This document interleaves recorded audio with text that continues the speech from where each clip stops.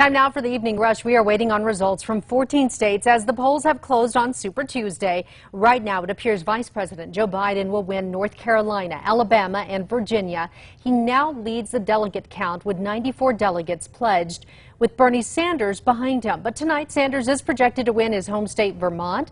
He cast his ballot there earlier today. Bernie also taking the lead right now by 7 points in Texas. We're waiting to find out how Roswell residents voted on funding for a public safety complex. That includes a new fire station, police department, a municipal court, and other public safety needs. It would come at a cost of $35 million. And heavy rain will be falling across parts of southeastern New Mexico overnight. Some areas meeting or well exceeding the amount of rainfall we typically see for the whole month of March. So watch out for some flooding if you're heading out the door tomorrow morning.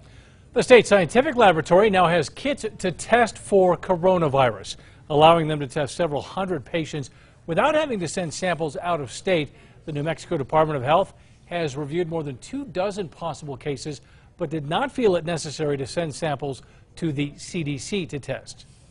An Acoma Pueblo man is suing state police after he says he was arrested while helping in a crash. Last May, Demetrio Maldonado called 911 about the crash on I-40. Responding, state police officer Sondre Loberg asked him to move his car. He was arrested and cited for parking in a prohibited area. That charge was later dropped because Officer Loberg never showed in court. A New Mexico man is in trouble for behaving badly at a major hunting expo.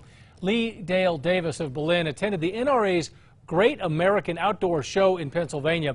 He was working a booth, and the people stationed across from him say they caught him stealing a game call device from other vendors.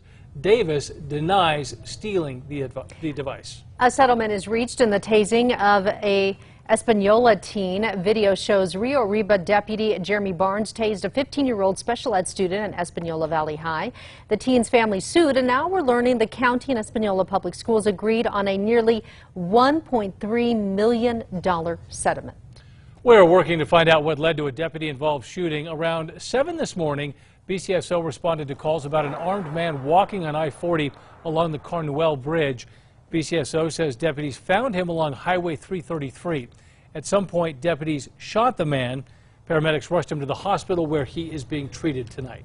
10 signs are going up at intersections across the city at Santa Fe. Instead of panhandling, they encourage people to direct their money to local organizations committed to meeting the needs of the homeless population.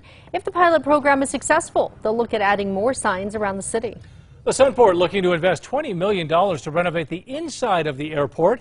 That includes a new concession area and relocating the security checkpoint. While there are no renderings or designs for the new project, the Sunport is gathering feedback from passengers. They hope to have that project developed by 2022. Once again, another beautiful day on the way tomorrow. Winds may pick up just a little bit in the afternoon, but it will remain mild with temperatures climbing into the 60s for Wednesday. Meow Wolf is teaming up with an app to make sure your experience matches your photos. Meow Wolf is featured on Pasted Photo Editor. You can create Meow Wolf themed photos and collages. They encourage you to try it out and tag Meow Wolf in your photos for a chance to win 2 free tickets. Right now, the city is looking at its options when it comes to murals along this bridge on Central across the river. The murals were put in 11 years ago when the city gave that bridge a makeover.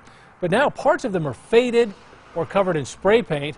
The Department of Municipal Development will look into revamping the murals or starting with a clean slate. The New Mexico Lottery releasing 6 new $5 and $10 games. They include a Big Money, Multiplier, and Cash Bonanza Riches. Each offer a top prize of $1,000. Like all other games, profits go to the lottery's scholarship fund. Now to a live look this evening at our KRQE Cares phone bank. You still have a few minutes to get in that final donation this evening. That money will go toward giving a local student in need a pair of new shoes. The bank wraps up at 7 p.m. Just call the number on your screen, 1-877-715-7400 to donate, and we thank you in advance for supporting that effort.